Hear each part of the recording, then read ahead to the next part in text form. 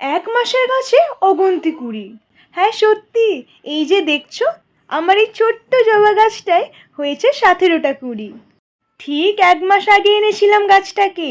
যখন এই গাছটা এসেছিল তখন ছিল মাত্র 4টে ব্রাঞ্চ, আর এখন সেটা 6টায় পরিণত হয়েছে।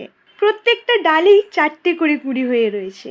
না, প্রত্যেকটাই নয়, কোনোটায় আবার দেখছি একটা কি দুটোও হয়ে রয়েছে।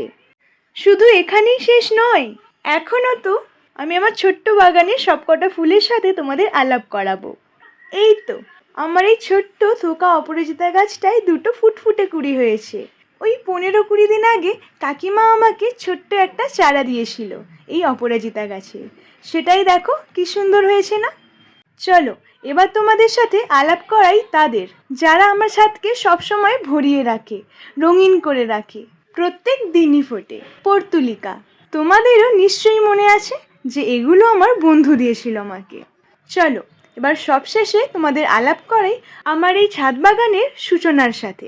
এই গোলাপ গাছ, এটাতেও কিন্তু দুটো ফুলের সাথে আরও 3টে কুঁড়ি রয়েছে। সত্যি কত দিন হয়ে গেল বলো তো তোমাদের সাথে এদের আলাপ করাইনি। তাই তো এরা অভিযোগ করছিল যে আমাদের কবে দেখাবে। তাই আজ সকলের সাথে আবারও আলাপ করালাম।